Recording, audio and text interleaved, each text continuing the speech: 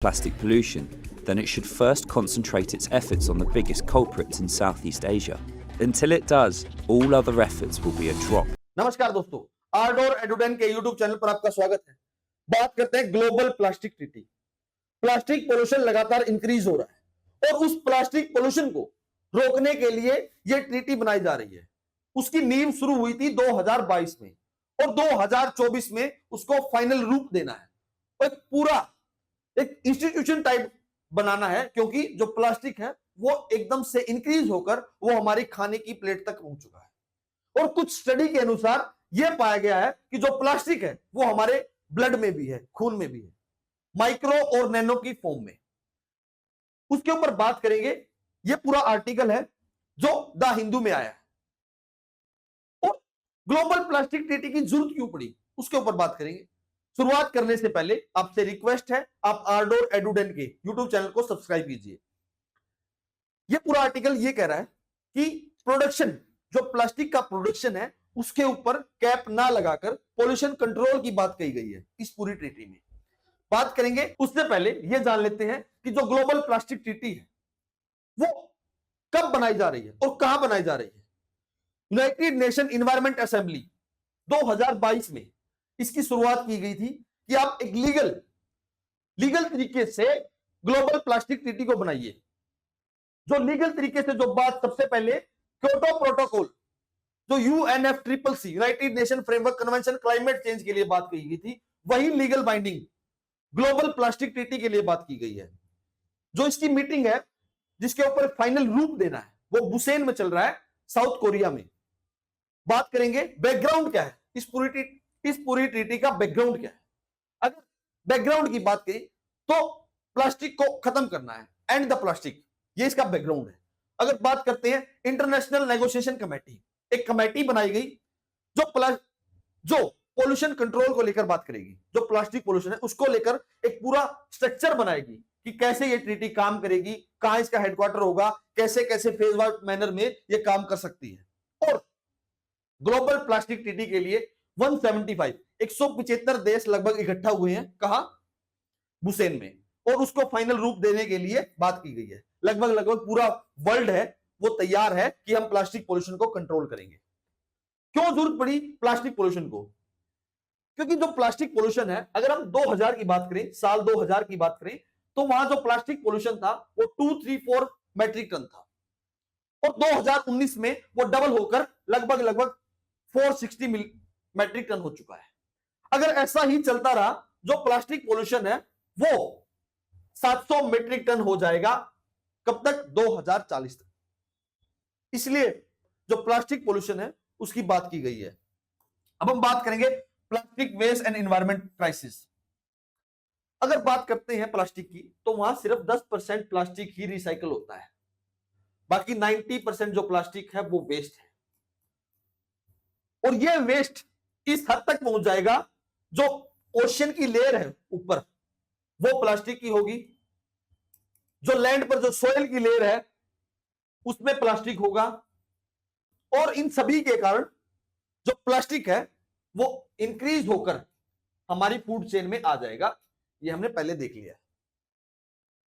क्योंकि अगर ओशन में प्लास्टिक मिलेगा तो उसको कहीं ना कहीं फिश खाएंगी, माइक्रो और जो नैनो प्लास्टिक है उसको फिश खाएंगी, और वही फिश सी फूड के रूप में हमारे पास आएगा, जिस वजह से ये फूड चेन में एंटर हो चुका है। यही कारण है कि प्लास्टिक पोल्यूशन को कंट्रोल करने की बात की गई है। अब हम बात करते हैं impact on environment and health. Environment पर क्या इंपैक्ट है और हेल्थ पर क्या इंपैक्ट है। अगर हेल्थ की बात करें, अगर प्लास्टिक का नेगेटिव इफेक्ट हमें कैंसर, डायबिटीज और जो रिप्रोडक्शन सिस्टम है ह्यूमन का, उसमें देखने को मिलता है। कैंसर के केसेस बढ़ रहे हैं, डायबिटीज के जो मरीज हैं उनके केसेस बढ़ रहे हैं और रिप्रोडक्शन में दिक्कत आ रही है।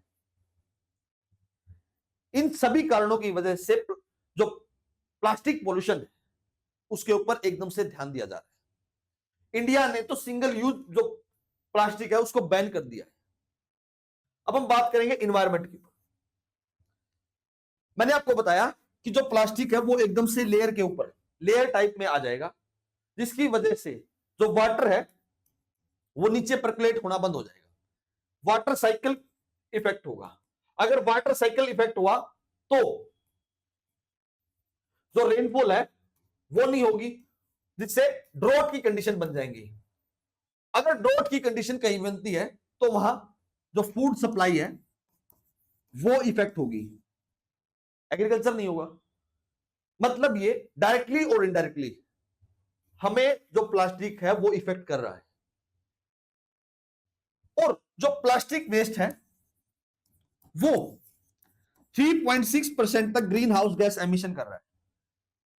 मैंने जब दिल्ली वेस्ट के ऊपर एक क्लास ली थी, आर्डोर एडुडेंट के यूट्यूब चैनल पर मैंने डाल रखी है, मैं उसका लिंक दे दूंगा नीचे। तो वहां जब हमने देखा जो प्लास्टिक वेस्ट है वो इंक्रीज है। दिल्ली में पूरे कूड़े का पहाड़ है और उस कूड़े के पहाड़ में लगभग 80% प्लास्टिक है और उसके लिए कोई वेस्ट मैनेजमेंट प्लान नहीं है, और है तो वो नेगेटिव इफेक्ट कर रहा है। और जो दिल्ली का कूड़े का पहाड़ है वो वहां के आसपास के लोगों को काली खांसी दिखा रहा है, मतलब काली खांसी के रूप में दिखा रहा है। ये सभी कारण है जिसकी वजह से ग्लोबल प्लास्टिक ट्रीटी की जरूरत पड़ी। अब हम बात करेंगे नेक्स्ट पॉइंट पर, क्लाइमेट चेंज के ऊपर क्या रोल है। ग्रीन हाउस एमिशन कर रहा है और लगातार जो प्लास्टिक है वो इंक्रीज होगा पोल्यूशन के रूप में। अगर ये इंक्रीज होता रहा तो ग्रीन हाउस गैस एमिशंस में प्लास्टिक का जो कंट्रीब्यूशन है वो लगभग 10% से इंक्रीज हो जाएगा। ये कारण है। नेक्स्ट है इंडिया का कंट्रीब्यूशन। प्लास्टिक पोल्यूशन में इंडिया का क्या कंट्रीब्यूशन है। इंडिया लार्जेस्ट कंट्रीब्यूटर है, 5th लार्जेस्ट कंट्रीब्यूटर है। अगर ओवरऑल ये मान लिया जाए इंडिया की जो पॉपुलेशन है वो 20% है वर्ल्ड की, अप्रोक्सीमेटली मान लिया जाए, तो उसमें लगभग 20% प्लास्टिक पोल्यूशन है। इस वजह से इंडिया भी चाहता है कि प्लास्टिक पोल्यूशन को कंट्रोल किया जाए। और इंडिया का प्लास्टिक पोल्यूशन चाइना, इंडोनेशिया और नाइजीरिया इन सभी कंट्री से भी ज्यादा है, जो one of the largest contributor है प्लास्टिक पोल्यूशन में।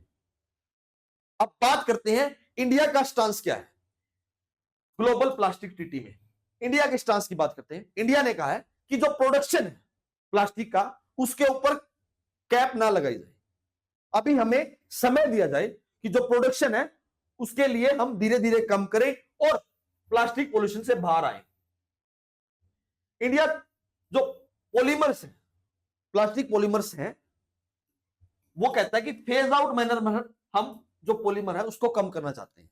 एकदम से हम इसको बंद कर देंगे प्लास्टिक को तो हमें नेगेटिव इफेक्ट देखने को मिलेगा, हमारी इकोनॉमी क्रैश हो सकती है। इंडिया की जो जीडीपी ग्रोथ है वो लगभग 6% है अप्रोक्सीमेटली। अगर ऐसा चलता रहा तो जो इकोनॉमी है वो स्लो डाउन हो जाएगा।